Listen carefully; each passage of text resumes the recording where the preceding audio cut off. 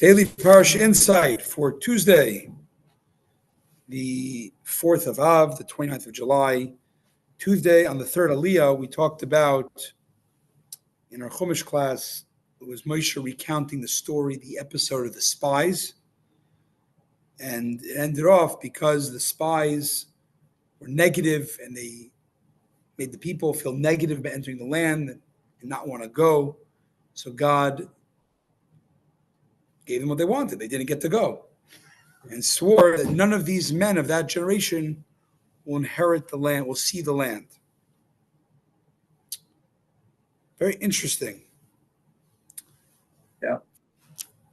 There's a question. General in Judaism, we don't look at punishments as just punitive.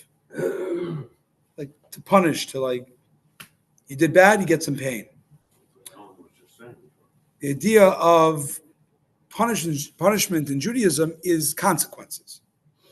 That something happens, the consequence, and the consequence actually should help you realize the mistake, and then you'll fix it. So, in other words, the goal is to get you to do tshuva. Ultimately, natural, see the devastation of your actions, realize it's not good, do tshuva, and then learn to not do it next time, or do the good version of what you wanted next time. So here, it seems like there was no correction. They didn't want to go. They didn't get to go. How'd they learn their lesson? Right? And Alan, you asked about what they were thinking, that their idea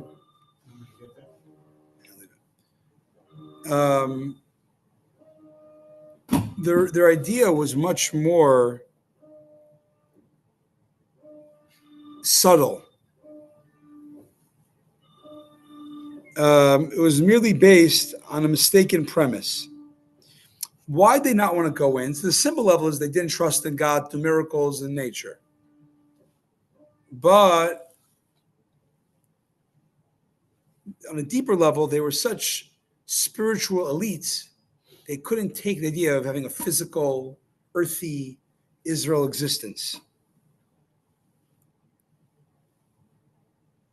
They, in other words, on a more favorable level, they were too spiritual. They felt they were too spiritual to go into nature, into the land of Israel and encounter God in nature and the natural course of things.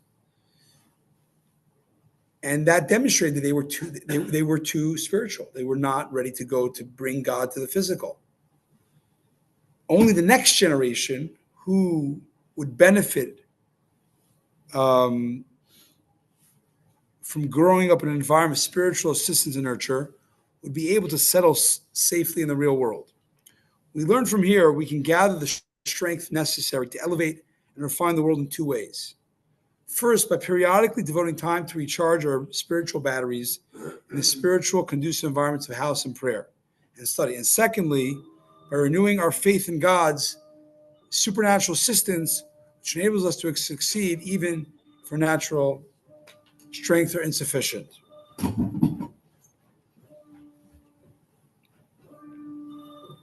Just press the button on the side.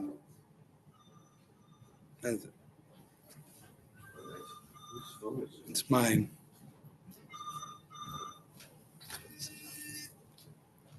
Okay.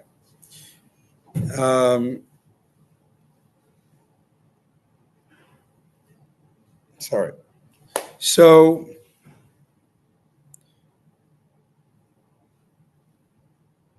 we have to take time to, so if you want to be successful in life, spend time to recharge your spiritual batteries. That's how the next generation, second generation, went to Israel, because they had grown up, they had the privilege of growing up in a very spiritual, conducive environment.